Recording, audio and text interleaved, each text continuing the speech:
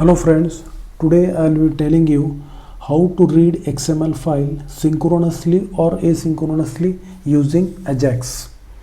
First of all, I will tell you in short what is Ajax, then advantages and uses. Ajax stands for asynchronous JavaScript and XML. In Ajax, PHP is used as backend, JavaScript uses frontend, HTML is used as frontend, and XML extensible markup language can be used as front end or back end. Then advantages: reduce traffic travel between client and server, response time faster, so increase performance and speed. Uses in the sense, when you type something on google.com search engine, when you type A, different words are coming. When you type B, different words of B are coming. When you type J, Java, JSP, different words are coming. That autocomplete is done in Ajax. Now another thing, when you create mail ID, at the time of creating mail ID, you type your new mail ID. But if you get known that mail ID already exists at the time when you press the submit button, then it becomes very late. Means whole information you are filling, and at the last moment it is telling that mail ID already exists. I want such a thing that while typing only I should know that mail ID already exists or not. Runtime I should know mail ID already exists or not. That is done using Ajax in Gmail. Okay. So first of all we will see XML file which you want to read asynchronously.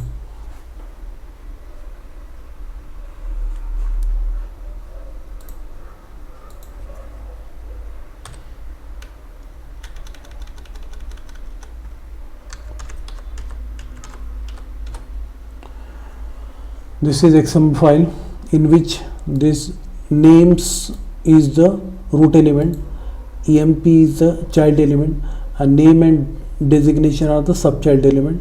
This is first record and this is for second record. First record is Amit and second record is Sagar. Now we will see the HTML and JavaScript part.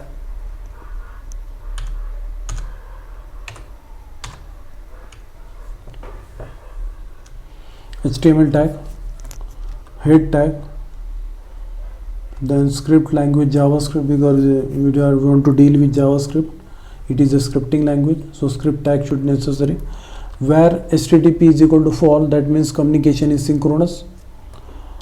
HTTP is equal to new XML HTTP request object, that means JavaScript new operator is used to create instance of XML HTTP request, and it is used when you want to perform synchronous or asynchronous communication. Then function check, variable str. HTTP dot abort function is used when you want to cancel the current request. HTTP dot open get, HTTP dot open boolean method is used when the request is sent synchronously or asynchronously. In that, get method is used when you want to extract something from the server, we use get method, and when you want to send something to the server, we use post method. Then another thing is PHP file, then str variable. Now if it is written here true, that means communication is asynchronous, and if it is written here false, then means communication is synchronous. Now HTTP request, HTTP ready state change property stores function that process client request on server, and it reduce the timeline. It is a ready state it is a callback function. And HTTP dot ready state property defines the current state of XML HTTP request object, current state of XML HTTP request object. And if you want to get the response in the form of text, we can write here response text. If you want to get response from the server in the form of XML, you can instead of text you can write XML. And then HTTP dot send function is used to send the current request. script tag is closed, body form. Now drop down menu, in that select new TY on change event, then check function is used, this dot value. When I will select first value, then first value will be passed from this check to here str, and then from here in open method using then str it will pass to PHP. Now we will see the PHP part.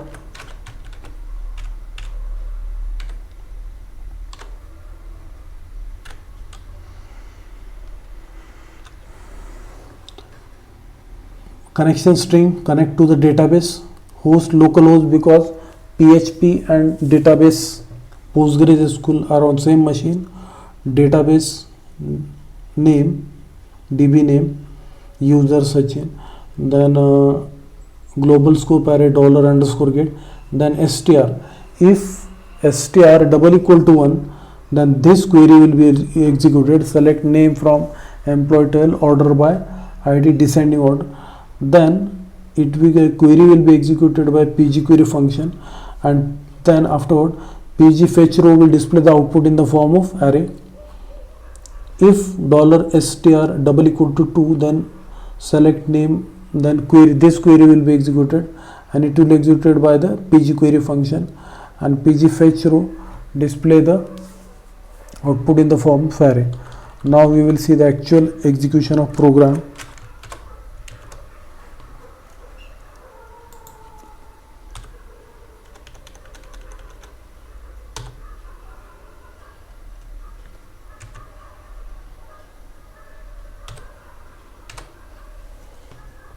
Now if I select asynchronous Sagar Amit, and if I select synchronous Amit Sagar, so I have read the XML file using Ajax synchronously or asynchronously.